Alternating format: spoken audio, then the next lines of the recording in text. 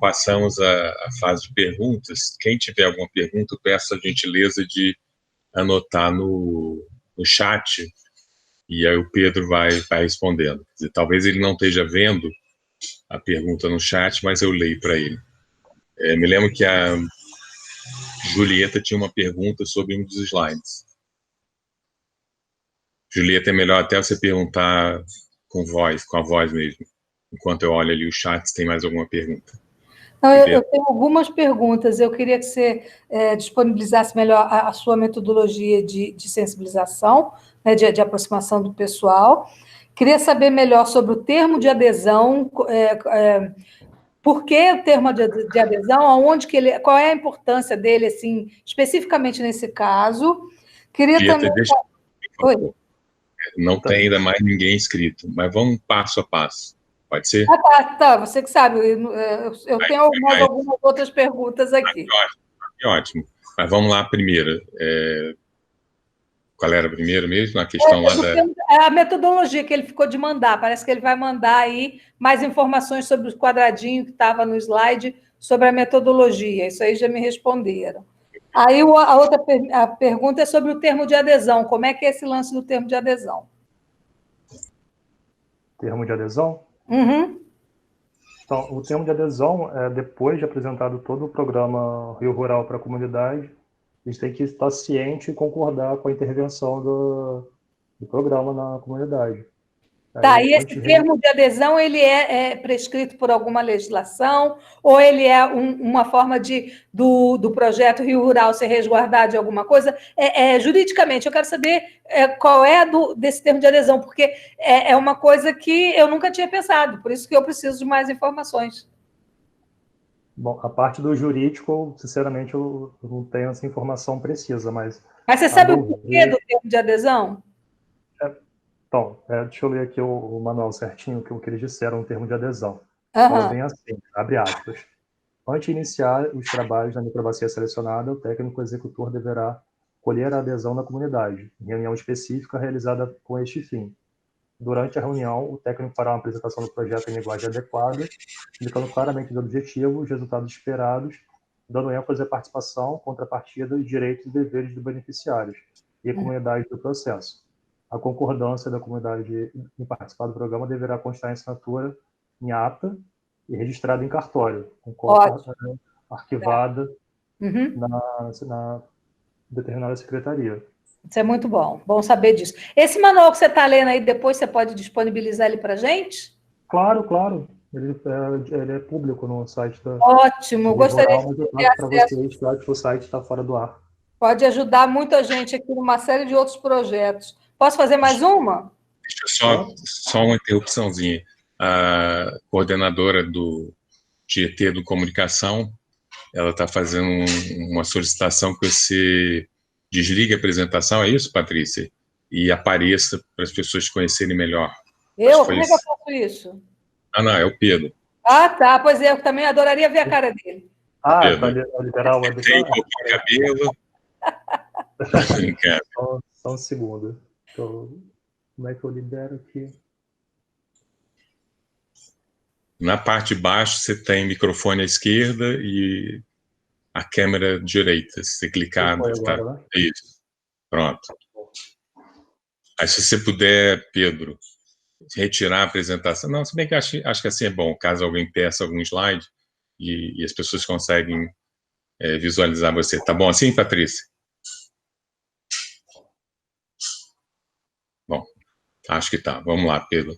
Mais uma pergunta, então, da Julieta. Aí eu dou uma paradinha, Julieta, e vamos ver se tem mais alguém perguntando depois dessa sua pergunta. Pode ser assim?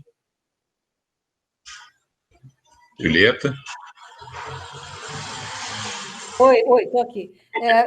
Posso fazer outra pergunta? Claro.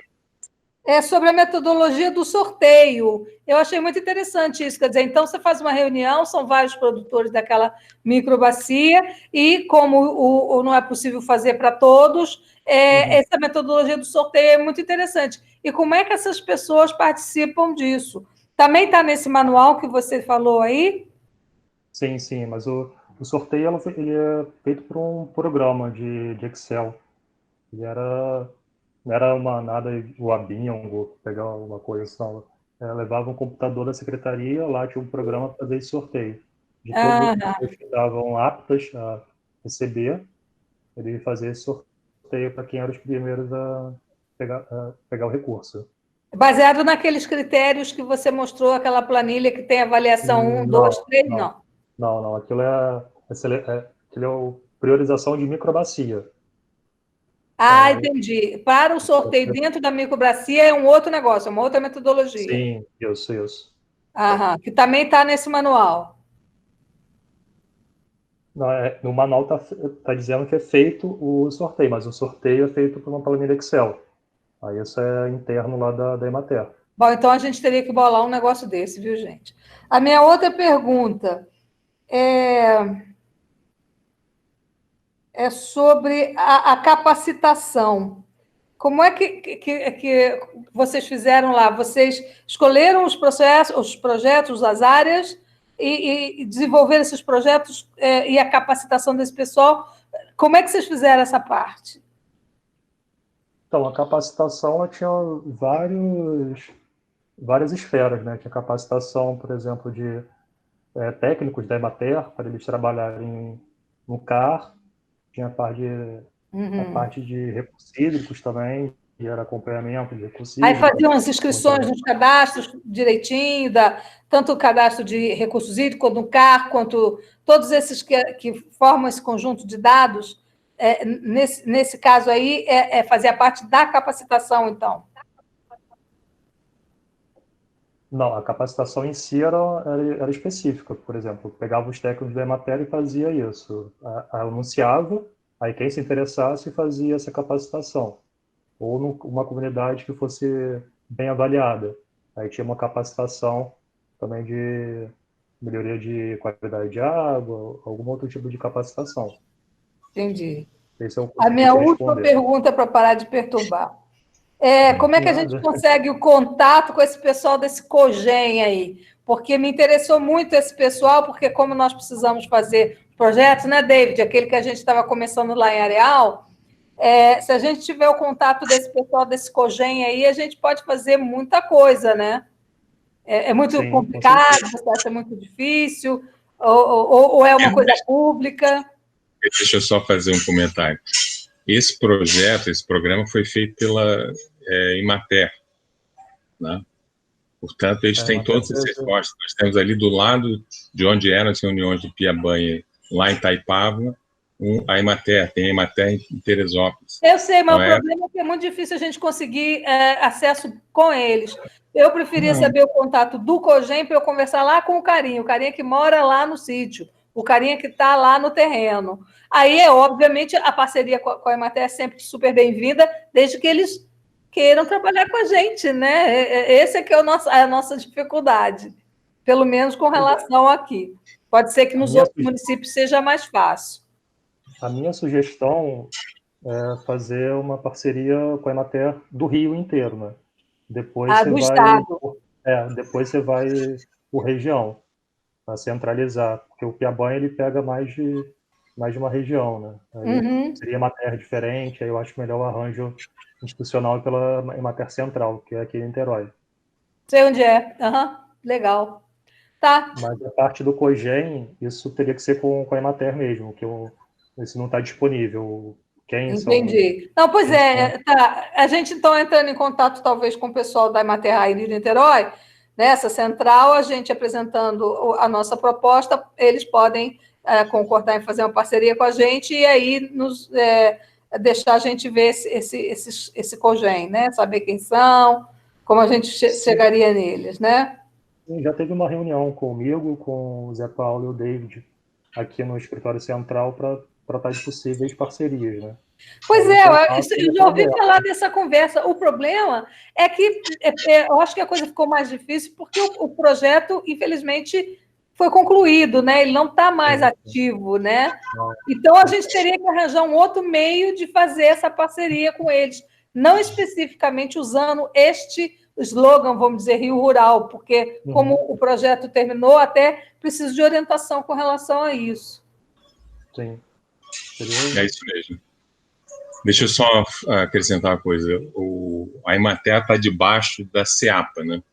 Então, na verdade, essa visita que a gente fez lá em Niterói é a própria SEAPA. Então, tem que entender melhor esses atores, mas o que o Pedro traz nessa apresentação, e na tese, uma dissertação, uma etapa posterior, é exatamente a identificação de possíveis parcerias e prioridades do ponto de vista do comitê. Então, em função das duas, não se vai fazer um rio rural mesmo, porque os valores envolvidos eram gigantescos. Mas exatamente. É analisar o potencial, né, que de certa forma ele analisa em linhas gerais aqui, e se aprofundar. Então, nós temos no próprio PAP várias linhas de ação que são intimamente ligadas à filosofia ou à metodologia do rio rural. Então, é algo que a gente tem que dedicar Paulo, mas a nossa, assim, pelo que eu e David, o pessoal da Câmara Técnica andamos conversando, nós precisamos entrar em contato com essas pessoas para termos os cadastros dessas pessoas, para sabermos aonde elas estão inscritas, né, para a gente ter como fazer o nosso plano de recurso hídrico especificamente. Né? Agora, se o cara não está inscrito no CARS, ele não está inscrito no CNAR, que é regla, o nome que tem atualmente, todas essas coisas a gente... eu entendo, o David me ajuda aqui, a finalidade, talvez primeira, fosse o contato com essas instituições para a gente saber quem está cadastrado, quem não está, e como a gente poderia chegar nessas pessoas para que elas se cadastrem. Inclusive, parece que vai ter uma outra reunião aí depois sobre esse assunto. Não sei. David, me ajuda aí sobre isso, por favor. Então, vamos passar para os próximos. Acho que o David é até o próximo inscrito. Deixa eu ver aqui. É o David. David, por favor. Bom, primeiro eu quis agradecer ao Pedro pela informação e tudo. Não é todo mundo que conhece todos esses detalhes, então é importante saber o que é que o governo do estado estava fazendo na área rural. Agora, uma coisa que eu acho muito interessante para o comitê é essa palavra mágica de continuidade, né? Eu acho que o governo do estado começou algumas ações boas. Eu acho que algumas dessas, nosso comitê tem como ajudar em parceria com outras instituições, não fazendo tudo o trabalho, nem tudo o financiamento, que é muito além de nossa possibilidade. Mas, só um minutinho. Só para embasar nossa participação, para definir um pouco melhor, eu gostaria de saber como a gente pode pegar esses vários relatórios, esses diagnóstico rural participativo, planos executivos de microbacia, até esses planos individuais também. Talvez tudo isso encaixa na mesma pergunta que a Julieta fez sobre cogen, de como ter contato com os produtores e com seus comitês de microbacia. Se isso tem que ser feito através de Niterói, através do Emater estadual, podemos tentar avançar com isso. Apesar dessa situação de saúde que estamos passando e tudo, dá para ter reuniões como isso de hoje. Talvez podemos marcar uma reunião virtual com o pessoal em Niterói e até os representantes do Emater dos vários municípios da região aqui. Mas uma coisa que a Julieta estava falando lá é que já percebemos no Comitê Piabanha que o grupo que tem provavelmente o maior impacto em nossa região, tanto no volume de água que usa, quanto na contaminação da água, nesse caso com agrotóxicos, em vez de só esgoto, que sempre quando a gente pensa em contaminação, pensa em esgoto, que é talvez o grande vilão, mas agrotóxico é bem alto na lista também. Para a gente melhorar a situação, estamos vendo esse grande impacto do setor rural e, ao mesmo tempo, estamos vendo eles são, por um motivo ou outro, excluídos do sistema de gestão de recursos hídricos. a gente está estudando até como essa exclusão chegou a acontecer, mas estamos vendo a nossa região aqui, que o Estado chama de região hídrica 4, a área do Piabanha. Estávamos trabalhando com um estimativo de em torno de 11 mil produtores rurais dentro dos 10 municípios de nossa região. E estamos vendo que mais ou menos 15% desses produtores já estavam cadastrados no KINAR antigo. No KINAR recente agora, KINAR 40, ou REGLA, como a Julieta falou, tem menos produtores rurais ainda cadastrados, por causa de umas mudanças no cadastro mesmo, que não vamos entrar nisso agora. Mas então, não estamos sabendo quantos produtores rurais tem em nossa região. Não estamos sabendo quais são seus usos de água, quais são suas necessidades, seu relacionamento com a água, né? Para tudo isso, nós precisamos entrar em contato com os grupos que já foram criados de produtores rurais, que incluem, no meu ponto de vista, principalmente esses tal cogens. Então, vamos realmente ter que estreitar nosso relacionamento, principalmente com a Emater, mas com outras instituições também. Tá, Pronto. Perfeito, David. Agora, só lembrando que as informações que nós temos dos produtores rurais são de usuários de água, vários deles como insignificantes, enfim, é uma informação que veio do INEA, já foram várias reuniões e a gente não avançou ainda. Então, está na hora da gente chegar mais perto, exatamente, dos agricultores, que, por um lado, a própria Secretaria de Agricultura é um local adequado, e o próprio Programa Rio Rural, por mais que ele não tenha sido tudo que se planejou, tenha havido problemas, também é uma ótima fonte. Por sinal, agradeço a Camila, ela postou aqui o link de onde estão as microbacias, que acho que, no fim das contas, é o que o David usou para criar no GT, Sistema de Informações, aquela base de microbacias, né? Mas aí, de novo, como existe a Emater e a Secretaria de Agricultura, eu acho que lá nós teremos sempre as informações mais recentes, mas, enfim, são frentes. E dentro do Comitê Piabanha é importante lembrar que nem todos os nossos GTs estão avançando como a gente esperaria. Então, até se criar um novo GT rural, né, que é diferente do PSA, eu, particularmente, ficaria muito contente, inclusive, de participar.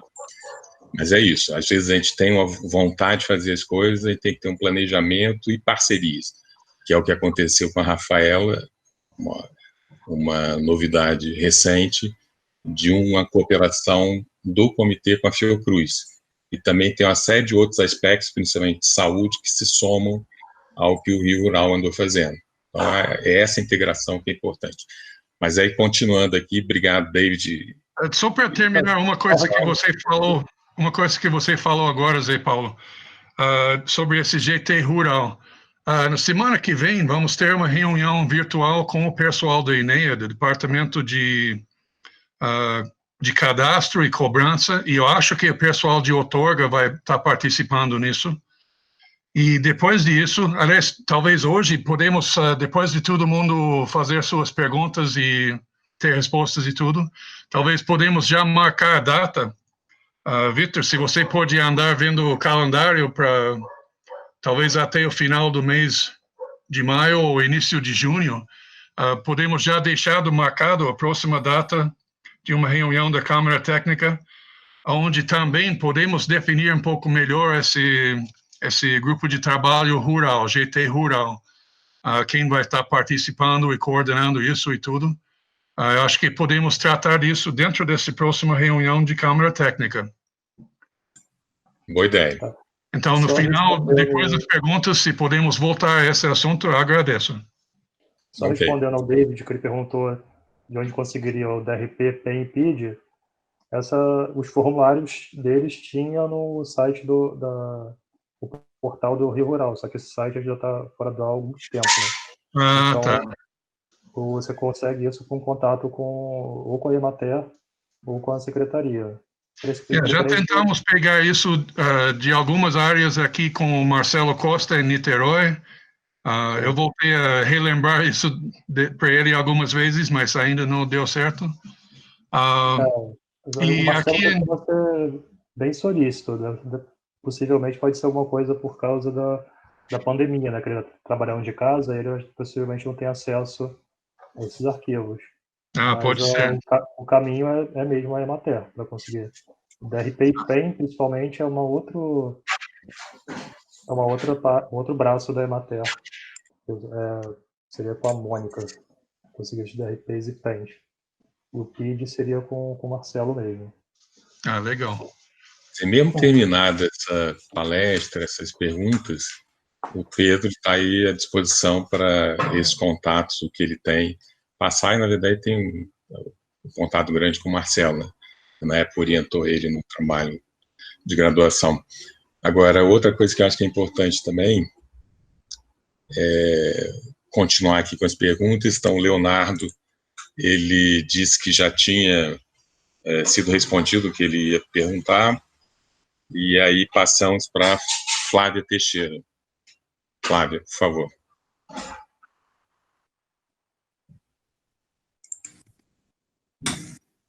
Oi, boa tarde. Eu queria ver a sua metodologia sendo aplicada em área rural, até porque você trabalha junto com a Emater, mas como que você acha que ela poderia ser aplicada em áreas urbanas? Em pequenas bacias ou em bacias maiores, por exemplo, até Niterói? Como que você acha que essa metodologia pode ser aplicada na área urbana? Olha, eu acho que seria bem diferente da metodologia abordada no Rio Rural, né? Porque são, acho, mundos bem diferentes, né? Porque o meio rural, normalmente, ele é mais coeso, né? Todo mundo se conhece, é mais fácil fazer uma organização comunitária através de COGEM. E no meio urbano é um pouquinho mais complicado, porque tem várias legislações abrangendo microdrenagem, são outros. Então, eu sinceramente, no meio urbano, porque o objetivo principal do Rio Rural era a melhoria da qualidade e quantidade de água e a melhoria de renda do produtor. E para isso ele tinha que ter acesso a recursos de produção agrícola. São objetivos muito diferentes que poderiam ser aplicados no meio urbano. Eu não sei como te responder isso. Na verdade, os atores do meio urbano normalmente são os poderes públicos municipais, né? Quer dizer, não vejo a sociedade, o que não impede, Flávio, de tentar adaptar mais na mobilização. Acho que o que falta, muitas vezes, mesmo nos comitês, é você ter pessoas interessadas e organizadas, interessadas em melhorar a qualidade de água e evitar enchentes. Então, isso dá para pensar com alguns elementos, mas eu concordo com o Pedro que o foco do Rio Rural é exatamente melhorar a produção rural e na base da confiança. Então, tem uma série de elementos aí que são particulares da parte rural, mas sua pergunta é legal para instigar. Sim, seria interessante, né? Por exemplo, a parte... questionar, digamos assim, tem essa metodologia, a gente sabe dessa unidade da área rural, a extensão de área que é mais fácil de trabalhar também, para ter uma resposta um pouco mais, digamos, mensurável. E na área urbana, a gente até pega algumas vezes em topos perto das nascentes, perto de subbacias menores, algumas áreas de favela até que tem tradição. Sim. Mas a gente não lida com eles como área rural. Entendi. Agora eu entendi. Então tem várias coisas assim que eu acho que até dá para adaptar, mas realmente a quantidade de terra e de pessoas a serem abrangidas nessa metodologia ia ser bem menor, mas eu acho que dá para tentar fazer alguma coisa parecida. Pois é, acho que o principal legado disso para... Zé Paulo, eu gostaria de fazer uma pergunta. Eu já vou passar para você, Elias. Elias? Só terminar de responder a Flaviana, que eu acho que o principal legado seria a educação ambiental para essas áreas. Uhum. Tá, obrigado, Flávio. Eu vou passar aqui na sequência, é o Elias mesmo, mas deixa eu antes só comentar uma coisa que eu me lembrei de outras reuniões. muitas vezes você tem associações de moradores que são bem mobilizadas, tentando melhorar a parte de enchentes ou de poluição, e tem a parte de agroecologia também na cidade, né?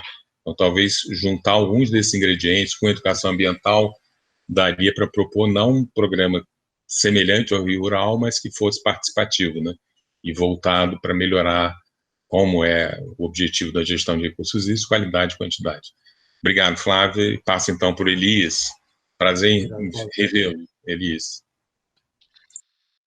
Boa tarde a todos. Parabéns ao Pedro pela apresentação. Parabéns ao Comitê Piabanha por essa iniciativa de gestão participativa. Gostaria de fazer uma pergunta seguinte: se esse projeto ele abrangiu alguma comunidade tradicional, se todos os participantes desse projeto, o proprietário ele tem que ser titular da propriedade para poder fazer esse tipo de convênio, né? E se foi aplicado também, junto nesse processo também, o SAF. Obrigado. Bom, vamos lá. Tem que ter tem que ter algum termo de legalização ou ilegalização da propriedade. Pode não ter um termo de posse ou a escritura da propriedade, mas tem que ter alguma coisa que, por exemplo, um processo de regularização fundiária, vai ter que ter alguma coisa que comprove o vínculo dele com aquela propriedade que ele está pleiteando o recurso. Sobre o SAF, teve assim um recurso com o SAF, teve essa parte aplicada no Rio Rural, e foram 3 perguntas, né? Qual era a terceira?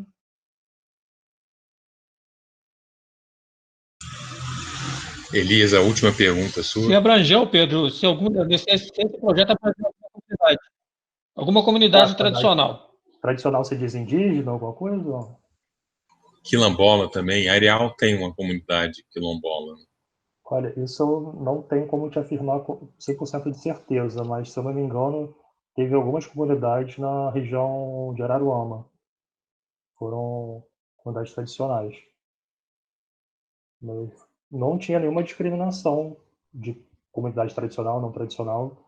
Qualquer um que fosse apto a receber o recurso tinha seu pleito analisado pela secretaria. Ou seja, naqueles critérios que o Pedro mostrou, não aparecia o fato de ser comunidade tradicional ou não, né? Era analisado independente de ser, então não pontuava mais nem menos. Mas é algo que, dependendo da situação, pode ser incluído. Sim, sim. Pode tomar Obrigado, Elias. Vou passar, então, para Ives Santos, por favor. Bom, Zé Paulo, só interrompendo, tinha Flaviane Souza escrita antes do Elias. Desculpa. Desculpa, Flaviana. Pergunte, por favor. Boa tarde a todos. Boa tarde. Eu estava olhando um gráfico que você apresentou, Pedro, sobre percepção dos produtores com relação ao aumento de água. Sim. Eu queria que você detalhasse um pouco mais para mim essa metodologia de como que você trabalhou com os produtores, né, quais foram os critérios, como que vocês procederam para que os produtores conseguissem elencar para vocês que houve um aumento da produção de água. E aí, aproveitando que eu estava inscrito depois, né, aí já pode tirar a minha próxima inscrição, eu queria saber se a gente tem acesso, né, onde pode ter acesso aos resultados do projeto do Rio Rural por município, se existe essa possibilidade de ter acesso a esses resultados por município. Tá bom, só anotar aqui, ó. Sobre o monitoramento com a percepção dos produtores, o Rio Rural tinha uma metodologia também de monitoramento participativo. Essa metodologia, eles imprimiam um gráfico em A1, vários gráficos, na verdade, que tinha avaliação mensal de cada pergunta que eles elencaram. Tinha aspectos econômicos, aspectos ambientais, eram 4 aspectos ao todo. Agora, de cabeça, eu não me recordo todos. Mas tinha essa parte ambiental. Mas o produtor que controlava isso, os resultados vieram dessa análise. Sim, ficava esse quadro na propriedade do produtor, aí o produtor respondia ele mensalmente, ele dava uma nota para cada aspecto desse, depois avaliava a evolução. O técnico da Emater ia lá e verificava a percepção dele. Aí tinha a par de renda, par de água, tinham vários aspectos, se eu não me engano, eram 4 perguntas obrigatórias para todo o estado, e depois acho que eram 24 perguntas que eram específicas de cada região. Aí eles fizeram a pontuação desses resultados e pegaram esses resultados de percepção da qualidade de água. Sobre o resultado, esse resultado, se eu não me engano, é um controle interno da Emater. Teria que ver com a Emater via escritório. Eu aconselho o escritório central aqui de Niterói para pedir essa estratificação por município. Posso entrar em contato também com o responsável se consigo fazer essa divisão por município, talvez projetos ambientais para a região do Piabanha. Tem um slide aqui, né, mas aí pegava todos os recursos aplicados no Piabanha e não está estratificado por prática. Posso fazer isso por prática também. Sim, porque eu achei interessante, né, num dos slides que você mostrou, que colocava lá 171 projetos Paraíba do Sul, e o valor de recurso alocado na frente, né? E eu sou professora de Geografia na Rede Municipal de Paraíba do Sul, e tenho trabalhado muito dentro da escola com o tema sustentabilidade, né? E tenho trazido sempre essa contextualização com o município. Então, acho que para a prática docente, trabalhar junto com a Secretaria de Educação, né, trabalhar essa temática dentro da escola, né, onde a gente tenta fazer com que o aluno busque essas informações e ele se reconheça no espaço vivido, percebido, e as transformações que ele consegue perceber, e a gente tem, às vezes, dificuldade de ter acesso a esses dados para utilizar, né, como recurso pedagógico, né? A gente tem trabalhos de visitas e acompanhar produtores orgânicos em Paraíba do Sul, que tem uma produção bacana, mas eu achei interessante esse número, né, de projetos que foi colocado aí com relação a Paraíba do Sul, e de repente a gente podia aproveitar alguma coisa para trabalhar dentro das escolas. Sim, aí posso te passar também o contato da Emater. Eu não sei se eu tenho contato da Emater local aí também. Você pode passar o contato da Emater central para pegar o trâmite para ver alguma possível parceria, e a parte dos projetos eu posso disponibilizar também. Eu agradeceria. A Camila já está falando ali que em Paraíba tem dados da microbacia Fagundes e Córrego da Cruz. Interessante, vou procurar saber. Obrigada, Camila. Flaviane, obrigado pela pergunta. E só lembrando que o Comitê de Bacias do Piabanha, como todos no estado do Rio, tem a obrigação de aplicar, não por causa da lei das águas, mas uma lei complementar, 70% do que é arrecadado com saneamento em obras de esgotamento sanitário. Isso quer dizer o quê? Quer dizer que todos os municípios que estão na região hidrográfica, inclusive Paraíba do Sul, do nosso querido Luiz Eduardo, podem participar de editais. Sim, conheço o Luiz Eduardo. Ele é ótimo. Eu diria que, bom, não vou qualificar, senão outros diretores vão ficar com ciúme, mas é muito querido aqui. Mas aí o que eu queria lembrar é o seguinte: existe um potencial enorme não explorado ainda, exatamente de ter como contrapartida não financeira, exatamente essa integração com as secretarias estaduais e municipais nos municípios. Então, eu gostaria de te pedir aqui para nos ajudar, junto com o Luiz Eduardo, a gente, de repente, avançar um pouquinho nessa direção que tem impressão, a gente tem usado muito pouco. Então, realmente é uma oportunidade.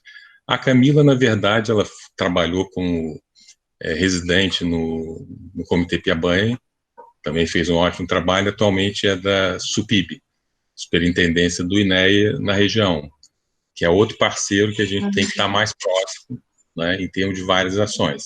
Então, a ideia dos comitês básica é parceria. sem parceria a gente não vai a lugar nenhum, né? Especialmente em termos de saneamento, que não é uma atribuição do comitê e, na verdade, consome uma quantidade muito grande dos recursos arrecadados. Mas vamos passar, mais uma vez, obrigado, Flaviane, pelas perguntas. Deixe seu contato aí, que a gente, como comitê, e aí eu falo como um dos diretores, estamos interessados em aproveitar esse teu interesse para a gente avançar junto. Claro, eu deixo a ou eu procuro depois? Pode, a hora que você quiser, quer dizer, pode deixar no chat seu contato, a gente vai ter acesso e entra em contato, e muito provavelmente mais de um grupo de trabalho e Câmara Técnica vai se interessar nessa parceria aí com vocês. Eu acho muito bacana a gente aproximar essa temática da educação, porque muitos trabalhos, né, que são realizados até na Secretaria de Educação e Secretaria de Meio Ambiente, eles ficam cada um isolados, né? E aí a gente não consegue articular e trabalhar com esses alunos que são potenciais agentes transformadores na sua comunidade, né? A gente tem muito aluno de área rural, e então eu acho que essa parceria é muito boa. E até para passar a mensagem que também não é muito conhecida do que é o comitê, o que ele faz, né? E aproveito para, assim, encerrar esse nosso diálogo agora, lembrando que o comitê, e a Patrícia esteve à frente, o David e vários outros do comitê, no Atlas do Quiabanha, que tem vários mapas organizados por município, por bacias, subbacias. Então, acho que é outra coisa que provavelmente vai te interessar. Tá? Mas deixa o contato, a gente vai dar um retorno institucionalmente. Tá bom? Obrigada. Então, obrigado a você. Então, passa a palavra para a Patrícia. Patrícia, por favor. Eu só queria que ele comentasse um pouquinho mais o que é trabalhar com o Rio Rural, com a área rural, mas no recorte de microbacias, né? De onde é que veio essa escolha e se microbacias são aplicáveis, se ficou interessante os resultados, né? Assim, só para essa questão do recorte em microbacias. Bom, então, essa metodologia já é consolidada pelo Banco Mundial, né? Antes de ter o Rio Rural, já tinha o programa chamado GEF do programa da Emater com a Secretaria, e nele ele já tinha um projeto piloto, que era microbacias hidrográficas no estado do Rio. Aí já tiveram esse embrião aqui no próprio estado do Rio. E antes disso já tinha uma experiência lá em Santa Catarina, que é o Santa Catarina Rural, que eles já trabalhavam com microbacias. Aí já tinham a expertise do Banco Mundial com essa metodologia de microbacias e foi adaptada aqui para o Rio de Janeiro. A percepção com o trabalho no Rio Rural e microbacia, eu, particularmente pela minha experiência, achei bem interessante, porque ele pega a última ponta, né, da cadeia produtiva, lá o agricultor familiar, porque a maioria quase totalidade dos recursos do Rio Rural foram aplicados a agricultores familiares. Então, você conseguiu ver a percepção deles, que eles aumentaram a renda, eles aumentaram a proteção ambiental, que era obrigatória pela legislação, só que muitos não cumpriam, tiveram incentivo do Rio Rural, e o que eu achei mais importante, pela minha experiência pessoal com o campo, que praticamente todos eles aumentaram essa conscientização ambiental. A gente, por exemplo, não tinha noção antes do Rio Rural que tinha que proteger uma nascente, que isso melhorava a qualidade e a quantidade de água para jusante para ele mesmo, né? Porque ele não ficava dependendo de outras fontes de água, que mesmo na seca ele teria aquela quantidade de água. Aí isso para mim o principal ponto positivo do Rio Rural foi a percepção dos agricultores na conscientização ambiental.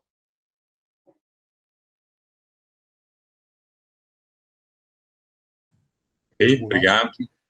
Eu esqueci da Ive, ela escreveu a pergunta dela, que ela está sem som, e eu vou ler. Tá, obrigado. Bom, a Ive Muditano fala: boa tarde, quais critérios para apontamento das microbacias prioritárias dentro de uma bacia hidrográfica, vírgula, situação econômica se sobrepõe, entre parênteses, mais importante, a ambiental, ponto. O IDH municipal entra como critério? Tá, não. Os critérios são aqueles que eu apresentei, né? Aqueles 4 critérios. Critério ambiental, critério na tela, fica mais fácil. Enquanto Pedro acha ali, eu queria só lembrar, Patrícia, que quando a gente está numa escala de bacia muito grande, é muito difícil você ter essa integração. Então, exemplo extremo é bacia amazônica. É difícil, não tem, até o comitê é uma complicação. À medida que a gente vai descendo o tamanho da bacia, mais participação, mais reconhecimento, identificação. É o caso, por exemplo, do Comitê Baía de Guanabara. Então, ele teve, no meio do caminho, criar os subcomitês, e o subregimento interno depois empoderou os subcomitês, onde as pessoas observam a poluição, a falta d'água, e tem uma participação muito maior do que no nível mais alto. Eu acho que no Piabã a gente não precisa criar subcomitês, a gente tem que começar, como critério, a enxergar onde existe alguma mobilização pela melhoria da água. Caso contrário, fica uma coisa muito teórica. Essa é a minha percepção. Então, mas era essa a minha resposta mesmo. Era essa o que eu esperava de resposta mesmo, né? Assim, que essa metodologia, na verdade, faz com que... Não deu para ouvir, Patrícia. Não é só uma questão de recorte.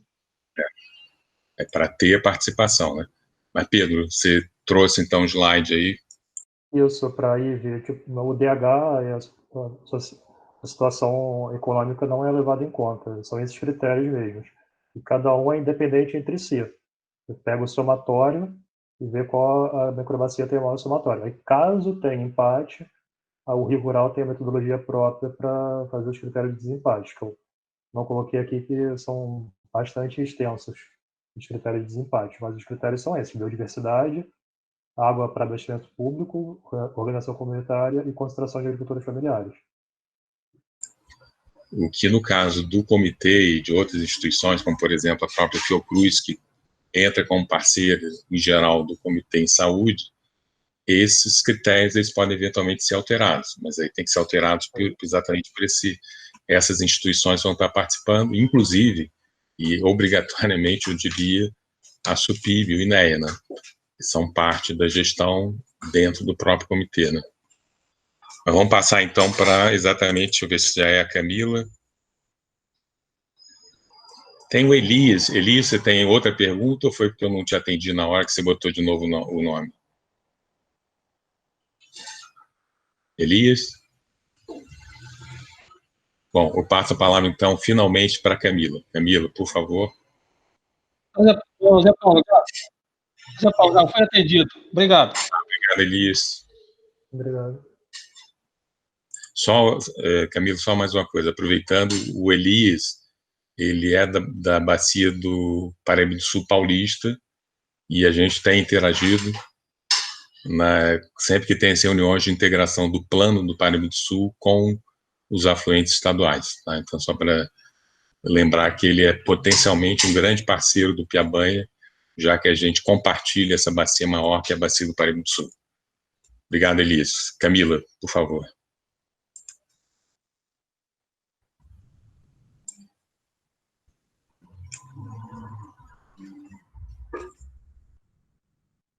A Camila disse que está sem som aí, Zé Paulo. Você pode escrever a sua pergunta no chat, Camila, por favor?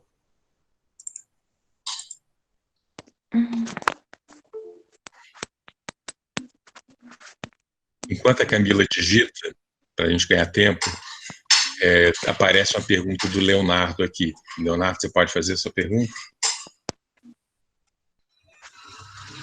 Olá, boa tarde. Pedro, eu estava querendo, até em complemento à pergunta da Ive, da questão dos critérios, onde vocês conseguiram os dados para dar essa pontuação? A Emater tem um banco de dados a nível do Estado, que a gente possa fazer essa triagem de seleção, se por acaso um comitê quiser utilizar dessa metodologia também? Olha, essa parte dos critérios, que os critérios foi uma das primeiras ações do programa Rio Rural, né? Isso foi feito até 2016. eles compilaram esses dados e fizeram a priorização de seleção de microbacia. Aí esses dados, possivelmente, eles têm esse banco de dados. Como o programa Rio Rural encerrou em 2018, eles contrataram empresas para fazer a avaliação final do programa, fizeram um backup de praticamente tudo que foi feito no Rio Rural. Aí, provavelmente, eles têm esse banco de dados. Mas, dá licença, Pedro, só uma interferência aqui. Me parece que essa fase de sensibilização, esses critérios, foi dentro do estudo das necessidades das microbacias, ou das bacias em geral, criou-se o que é mais importante. Então, pegou biodiversidade, né? Aí você vê, ele coloca a pontuação, possuem remanescentes vegetais de vegetação nativa e indivíduos com unidade de conservação. Então, é um critério muito maior para manter esse corredor maior.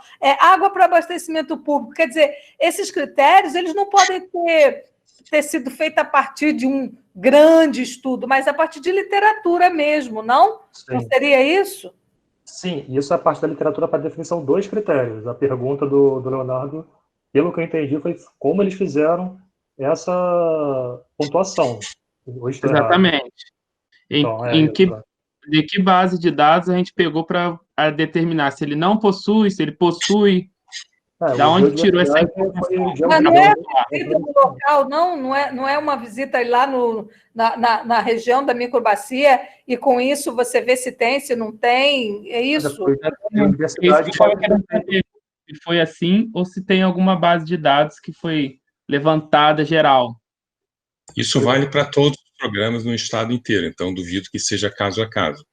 Até pela própria pontuação, que é muito simples, 1, 2, 3, vai subindo, é mais ou menos óbvio, né? Quer dizer, ter biodiversidade, um extremo é não ter nada até ter remanescentes. Eu acho que vai mais ou menos assim. Então, não dá... A partir de imagem de satélite, você pega uma imagem e vê lá... Usa ocupação de solo, a biodiversidade. A qualidade do solo, esses postos aí, que são mesmo já estudos técnicos prontos. Mas olha só, poderia ser, mas quando você vê os vários critérios e a pontuação 1, 2, 3, não tem um grau de refinamento tão grande quanto os ais e mais. E o tipo de possibilidade para valer 1, 2, 3 vai de um extremo ao outro extremo e uma pontuação intermediária. É bem tabajara, bem simples. Não vejo aí nenhum estudo mais aprofundado. Exatamente, é isso mesmo que eu estou falando, José Paulo, não tem um estudo mais aprofundado. Pegou-se, por exemplo, uma carta, uma imagem, e aí você vai olhando, e como já existem estudos de qualidade de solo de regiões e tal, a partir disso, ninguém precisa exatamente ir lá. Talvez, na hora que chega na microbacia, aí sim o cara vai na microbacia, com esses critérios, e lá ele vai chegar e ver, tem bastante mata nativa, aí não tem nada, aí e vai por aí afora, não seria isso? Sim, a biodiversidade e a água para abastecimento público, você consegue fazer isso por sensoramento remoto. Agora, a organização comunitária e agricultores familiares teria que ver localmente. Né? Exatamente. Essa foi minha dúvida. É que os 2 primeiros eixos a gente consegue, né, com base em bases de dados que já são conhecidas. No próprio INEA, a gente tem uma base de dados rica para a questão de biodiversidade, até para a questão de abastecimento público. Mas a questão de organização comunitária, se tem ou não tem, se eu for fazer um mapeamento a nível de comitê de bacia, eu teria que ter uma avaliação se toda aquela bacia, aonde tem associação de produtor, onde não tem, para eu poder aplicar isso como critério para a seleção de uma microbacia, assim como a concentração de agricultores. Eu não enxerguei assim um local que eu teria esse estudo. Eu teria que fazer um pré-estudo visitando essa região para levantar esses dois eixos aqui, vamos dizer assim, pelo que eu entendi. Não, isso é não. A Emater tem esses dois falar. Isso já é parte do trabalho de assistência rural da Emater. Isso. Então, isso que a gente não tem, eles têm como parte, está no sangue. Né? Daí a importância de, além da gente vir interagir com os COGER, etc., COGEM, a gente também tem uma parceria com as instituições que conhecem bem esse assunto. Então, por exemplo, o próprio INEA, a DIBAP, ela é fundamental para a gente também. A gente tem muito menos contato com a DIBAP do que com a antiga esqueci o nome, de GAT, que era Gestão da Água e Território. Mas é isso, na verdade não tem ninguém que conheça tudo. À medida que a gente interage, identifica, vai fazendo. Por sinal, é Leonardo do Médio, né? Isso. Sou Leonardo aqui do CLC Comitê Médio Paraíba. É mais isso mesmo. Então, em tese, a Emater teria parte dessas informações, digamos assim, né? Eu acho que teria muito dessas informações. Ainda mais depois de terminar no livro. Estão me perguntando com razão, que a gente já extrapolou o tempo, mas a Camila não teve ainda a pergunta respondida. Eu vou fazer a pergunta da Camila e a gente encerra, ok? Tá bom. Boa tarde, Pedro. Estou narrando o que ela botou. Gostaria de saber mais sobre os resultados do Rio Rural, principalmente aqui na RH4. Tem-se essa especialização das contempladas e os projetos? Sei que no site da Emater temos os DRPs. Gostaria de saber se o comitê faz uso dessas informações. No PRPP, no Bonfim, utilizamos muita coisa da metodologia do Rio Rural. Ressalta a importância de conhecer nossas microbacias e seus agricultores. E, por vez, são os guardiões das águas. Concordo inteiramente com ela, mas aí eu queria, Camila, reforçar a ideia do comitê e a SUPIB, né, de uma maneira geral, estarem bem mais próximos do que quem estava até agora. Exatamente pelo potencial que a gente tem de interação. E ampliando, como já foi ampliado, o convênio com a Fiocruz, eu acho que com a Emater é outro convênio que vale a pena fazer. Bom, Pedro, responde então. Acabei que eu falei muito. Por favor. Não, boa tarde, Camila. Então, o Rio Rural foi encerrado em novembro de 2018. Né? Com esse último ano, em 2018, eles fizeram a compilação de todos os resultados do programa. A de avaliação de impacto, avaliação de salvaguarda, avaliação de resultados, estradas, a de pontes também, que era recuperado pelo Rio Rural. Então, o Rio Rural ele tem isso tudo compilado. Agora, tem que entrar em contato com o Rio Rural e a Emater ou o CEAPA para disponibilizar isso detalhado para a região 4, porque o site do Rio Rural, depois do programa, ele ficou inativo, está inativo até hoje, né? Falta de recursos do Estado, são vários agravantes. Então, isso tem que entrar em contato com o escritório aqui central de Niterói, para eles fazerem essa estratificação para a região hidrográfica 4.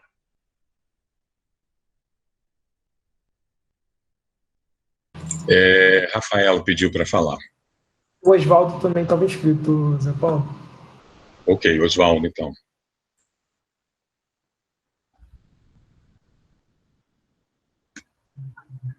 Oswaldo. Bom, queria parabenizar a iniciativa. Acho muito interessante um comitê de bacia estar discutindo toda essa temática do desenvolvimento rural com o tema água. Eu sou engenheiro agrônomo, com especialização em água, e o que me levou a estudar água foi justamente cada vez mais o aumento do consumo de água subterrânea. Eu me especializei mais em água subterrânea. E eu queria só passar algumas informações. Esses projetos do Banco Mundial, eles trabalham com associativismo, sempre trabalharam no caso do desenvolvimento rural. Então, o parceiro natural é a extensão rural nos estados. Esse projeto começa há uns quase 20 anos atrás, no Rio Grande do Sul, que foi o primeiro estado a fazer no Brasil, e ele foi se espalhando por todos os estados, né? Então, e é um programa que traz uns resultados muito interessantes, né? E queria parabenizar por estar fazendo uma discussão que eu acho central, porque foi feita uma fala, que é uma coisa que me instiga muito, do processo da baixa participação de agricultores na gestão de águas. Primeiro, pela concepção do usuário. Muitos agricultores são pequenos usuários. Então, o comitê não chega a eles, eles não chegam ao comitê. E outra questão fundamental que o projeto mostrou é a importância da gestão territorial para a água na bacia, que o Pedro mostrou os resultados e muito interessantes, que é uma coisa muito parecida, não sei se vocês conhecem, o programa do produtor de água de Extrema, em Minas Gerais. que é um programa que a Agência Nacional de Águas tomou meio como referência nesse processo. Então, eu só pedi para falar assim, porque queria parabenizar o setor de águas por estar discutindo o meio rural, porque geralmente a gente discute água pelo saneamento ou pelo abastecimento urbano. E o meio rural, que é o principal produtor de água, fica alijado do pensamento e do planejamento em bacia hidrográfico.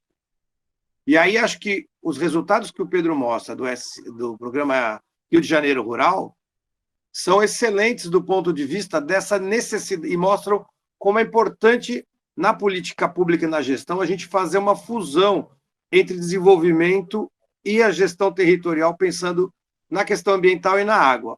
Agora, uma coisa que me chama a atenção, Pedro, foi o seguinte, que discutiram os critérios da bacia, o fato de não pensarem também nas lavouras permanentes, que muitas lavouras permanentes, sistemas agroflorestais, também poderiam ter sido pontuados e trazidos à luz como experiências novas de produção que não só a agricultura convencional, sabendo que na região da Mata Atlântica, no Rio de Janeiro, existe um peso muito grande a pecuária, mas outras experiências também poderiam ser relevantes nesse processo.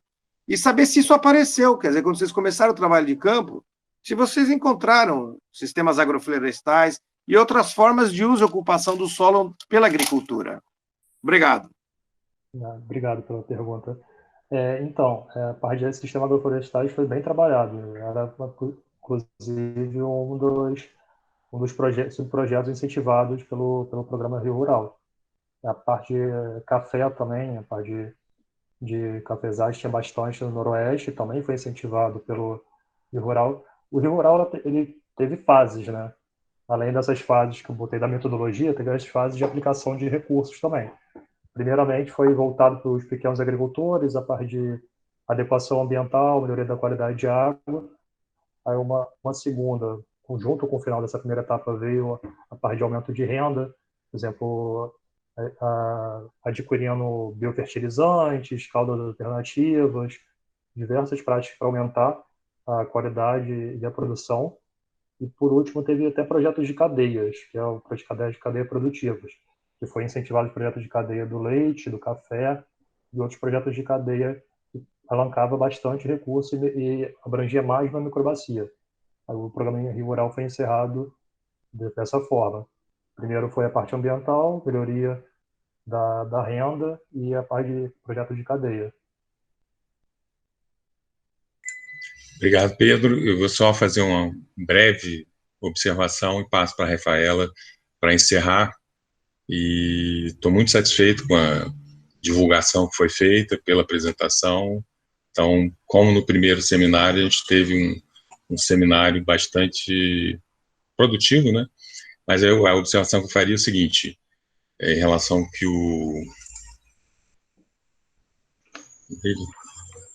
Oswaldo? Em relação ao que o Oswaldo falou. O Rio Rural, ele traz uma outra ideia interessante para o comitê, que é, mesmo tendo vários agricultores cujo uso da água é insignificante, se a gente tem a Cogem, por exemplo, isso passa a ser um núcleo que permite a participação dos agricultores no comitê, inclusive para defender investimentos nessa área. Então, acho que esse é um outro salto que a gente pode dar. É claro que, ouvindo os agricultores, não adianta a gente canetar lá nem a participação, nem muito menos a cobrança, sem ter noção de como são as pessoas e como se organizam. E, nesse sentido, numa visita que eu e David e Pedro, Camila também estava lá, que a gente fez a Monique, lá em Teresópolis, a primeira coisa que ela deixou clara é isso aqui. Primeiro tem que conhecer os agricultores, e isso é o que se faz de forma bem suave, inclusive a comunidade que a gente fala ali não são só os agricultores. Tem toda a população que mora ali naquela microbacia ouvida. Então tem muita coisa, a apresentação foi legal, muito legal para o tempo que tinha, as discussões foram bem interessantes, mas a gente ainda tem muita coisa que explorar de forma cooperativa, colaborativa, participativa. Rafaela, passo então a palavra para você, a gente encerra depois da sua fala e teremos uma micro reunião aqui com os interessados do comitê para definir algumas coisas que o David pediu. Mais uma vez, eu agradeço a todos pela participação. Gostaria de pontuar algumas coisas.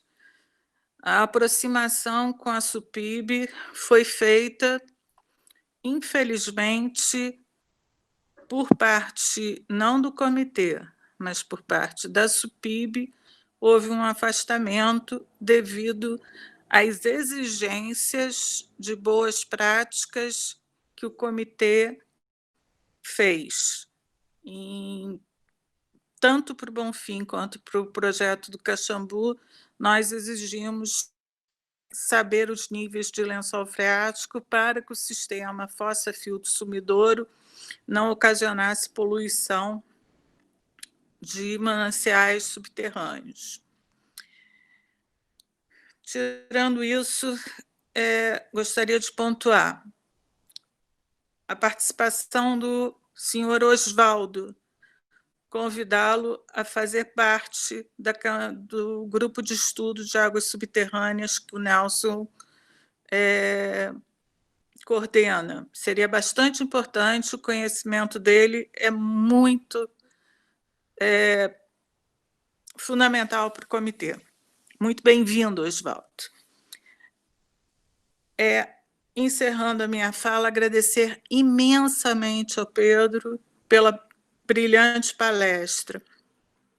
O Rio Rural, embora seja um programa que foi encerrado, ele pode ser reeditado com a metodologia já testada e tudo pode ser aperfeiçoado, tudo pode ser incluído. Acho que se apropriar da metodologia do Rio Rural, tanto David quanto Julieta, que estão trabalhando junto à comunidade rural, é muito importante.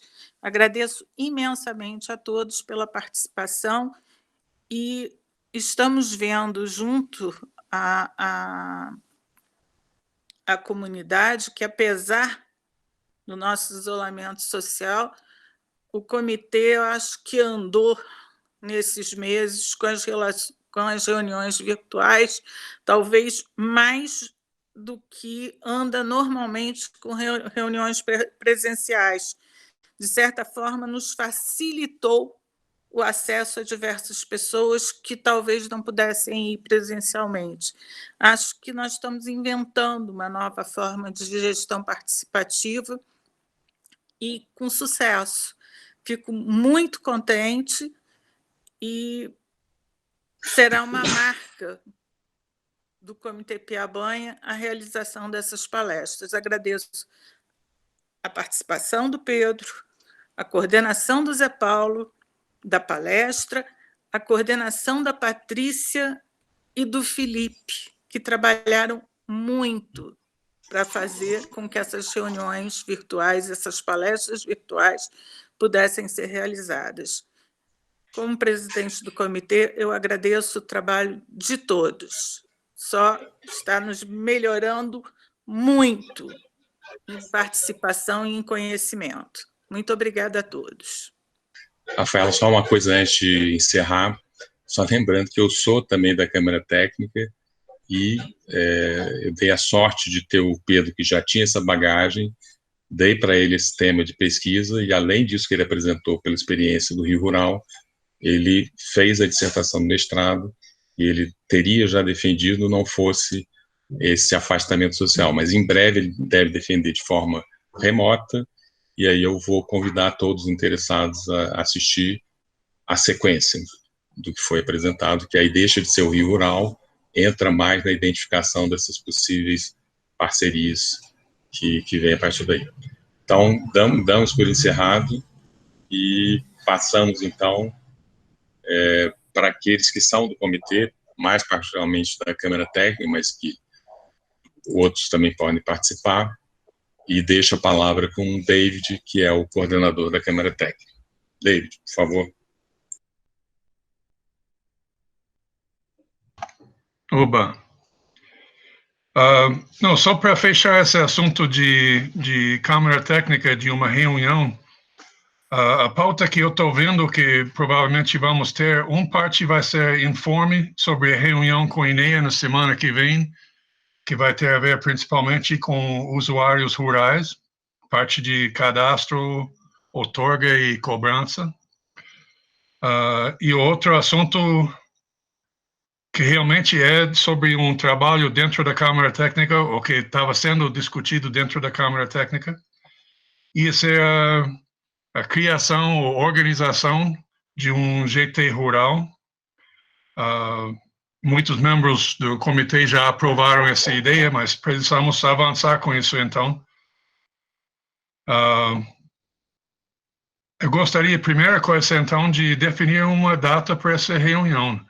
Victor, se você já conseguiu dar uma olhada no calendário, ia ser possível, ou dia 26 ou dia 28 de maio, ter essa reunião da mesma forma que estamos tendo agora, virtual, mas talvez na parte da manhã, que é quando minha cabeça funciona melhor. Existe essa possibilidade, Victor? Nessa semana que você sugeriu, já vai ter reunião do diretório colegiado. Mas eu posso definir uma data com você depois, de repente, não sei. Tranquilo. Pode ser a primeira semana de junho, de repente, entre dia 1 e 5 de junho. Sim. Essa tá disponível. A gente alinha uma data aqui e divulga para os membros da Câmara Técnica e para quem for convidado, né? Eu vi a Camila Serena já mostrou interesse nesse grupo. Oswaldo, apesar de você estar de São Paulo, suas contribuições são tão bem-vindas. Assim, quando é uma reunião virtual, não tem despesa de viagem ou complicações de distância. Ter sua cabeça junto com a gente ia ser útil. Tanto na área de águas subterrâneas, quanto nessa área rural também. Eu nem sei por onde chegou esse convite para mim hoje, mas o tema me chamou muito a atenção. Que bom. De antemão, eu topo e me interessa muito, porque achar um comitê de bacias que está fazendo essa caminhada no sentido de integrar os agricultores, o conjunto dos agricultores da bacia, é uma raridade.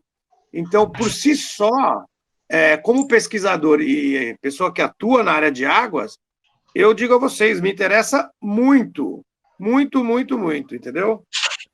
Não, legal, sua participação, mesmo à distância, assim, está bem-vindo. Fechado.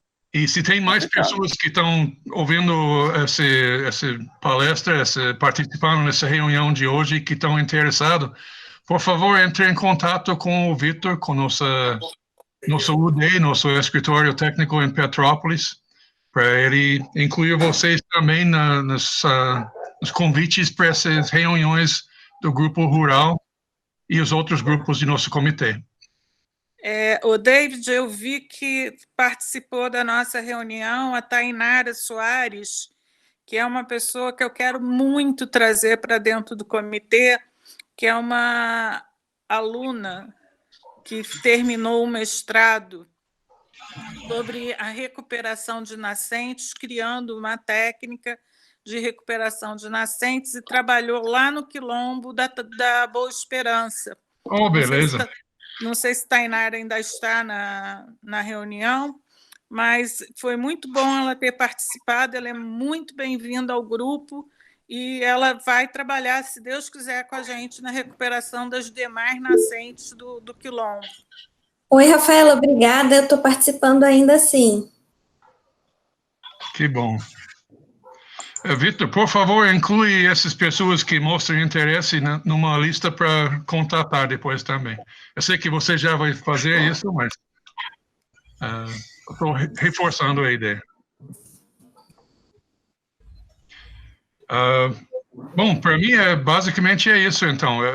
Alguém tem mais alguma coisa sobre esse GT Rural ou a Câmara Técnica? Senão, reforça a ideia da gente aproveitar, mesmo depois do fim do isolamento, as reuniões virtuais como forma de fazer os GTs funcionarem. E das pessoas interessadas... GT rural aí, gente. E das pessoas interessadas estarem participando.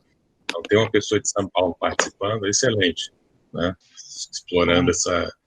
É mais o interesse e a vontade de trabalhar que contam mais do que, eventualmente, ser membro e enfim, participar pouco. Mas é isso. Estou muito satisfeito e agradeço a todos aí. David, mais alguma observação? Nada não, obrigado. Rafaela? Ok, até a próxima. Uma boa tarde a todos. Igualmente, abraços.